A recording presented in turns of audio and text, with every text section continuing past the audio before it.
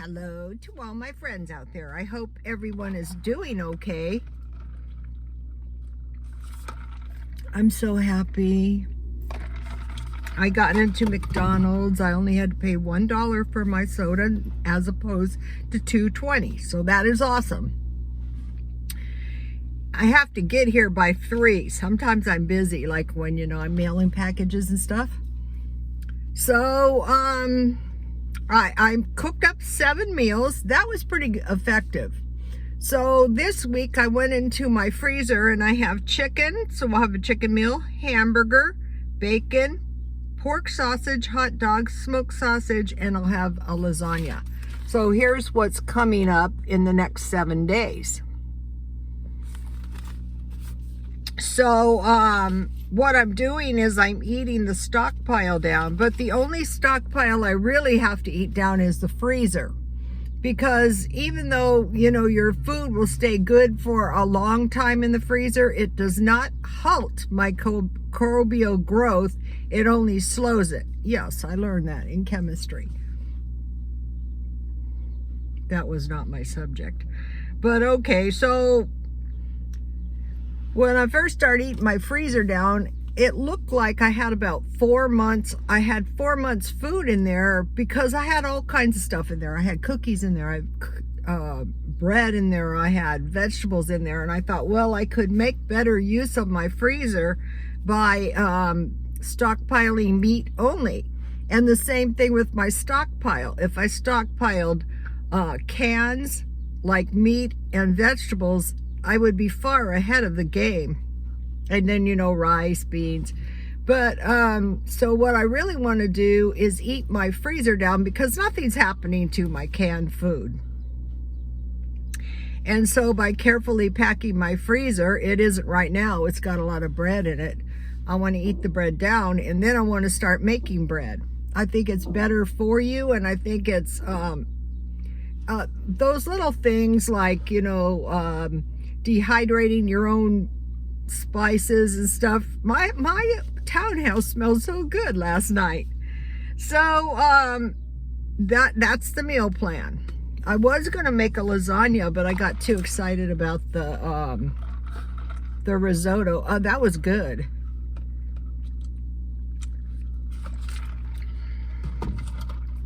Last week I actually came up with 2 rice meals. And if you add fried rice, I have 3 rice meals. The thing about rice is it's really, really cheap to stockpile. It lasts forever. Even instant potatoes last forever. Okay, so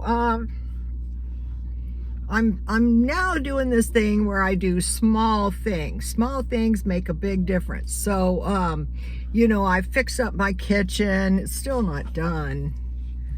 The kitchen is the worst. You get it clean and then you cook. And so I'm working on that. I'm still working on that. My little sprouts are sprouting. I'm getting ready to sprout more sprouts.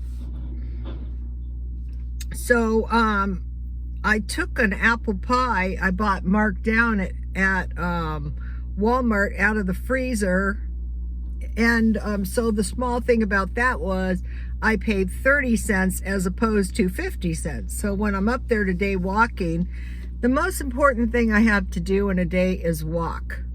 Because between the years of 60 and 70, what you're doing is you're creating a future that could be not so rosy. When you get older, I'm speaking only for myself, it's like I have a license to do everything bad. If it is bad, I deserve it. I owe it to myself. All those years of hard work, my son turned out good, blah, blah, blah. That is going to kill me if I keep it up. Something bad occurred to me that it's possibly my consumption of sugar aggravating my insomnia. So I want to cut that down. So one of my projects now, aside from the money thing, is to plant more seeds. Okay, since I mentioned the money thing, okay, I see a couple things that make me nervous. Okay, before the Great Depression, there was a stock market boom. We had the roaring 20s. Everyone was happy, It's not exactly like that, but we do have a stock market boom. I mean, everybody, even poor people, even like me, investing in the stock market. But what I'm doing is I'm saying to myself, can this stock be wiped out with a push of a button? Is this a real item? The only thing I'm investing that's not is Palantir, Palantir Technologies, which is an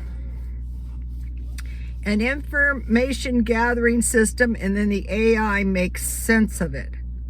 Like at a push of the button, all these phone numbers of these children that were abandoned, I guess the parents left the phone numbers, can be entered into a data system, and the AI will make sense of that in a minute.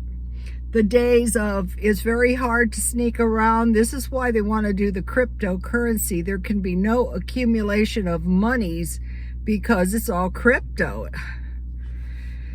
So,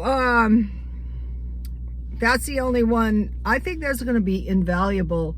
I wanted to invest in the 5G, but I only wanted to invest, in a stock that wasn't too expensive, and that one, so I could get a whole stock. So right now we've got this boom of the stock market, and they're saying that the homeowners, like the mom and pop homeowners that are stuck with these properties where even small complexes, apartment complexes where the renters are not paying the rent, are just going to get fed up and sell and put their money in the stock market. But if the stock market should somehow crash, and how would that happen? Well, the rich people would pull their money out, basically, and all the poor people would lose pretty much all their money. So these home and commercial properties and things, a lot of people are saying the businesses are not going to come back. I was a hairdresser. If I was still a hairdresser, I would find a way to work. But if the stock market, what I think this is a depression, but even during the Great Depression, they didn't say it was a depression for 3 years, and this is year 2 of this. So, if we thought it was a depression, we would do things entirely different. We would be careful. We would be hoarding our resources to get through the next 10 years. There's a big truck backing all over crazy. Okay, so now back to the little stuff. So I'm doing the minimizing and the feng shui stuff. So I have the downstairs almost fixed up. So I have some piles of stuff. Now this is the thing with the hoarders. All their stuff is in piles. And so I'm taking all my piles upstairs. So basically all the mess will kind of be upstairs. And then I will spotlessly clean the downstairs. And, the downstairs is looking pretty. It's looking okay. It's not perfect. Not at all. But, it's coming along. And for my collections, I will try to put them in piles, which is like, that is a hoarder trait. I will put my, my buttons, my baseball cards. I have these stupid collections, my spoons. I mean, it is stupid. I will put them all in piles in the loft. They're up there. I can't see them. That's negative chi, though, those messes. So that's my plan for the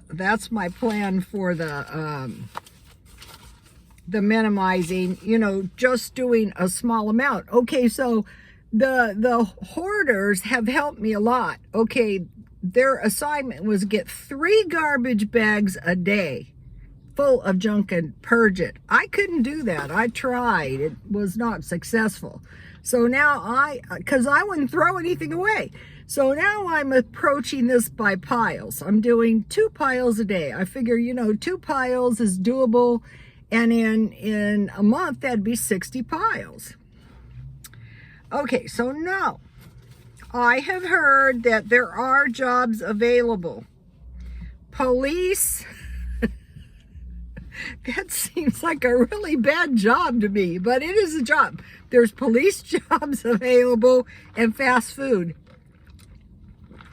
Okay, I will say, as cheap as I am, you guys, I do spend some money in the fast food places. So if this trend continues, this is not a trend. This is the way it is now. Would you like to go to Walmart, Target, McDonald's, Bed Bath & Beyond? Or would you like to shop online? Take your pick.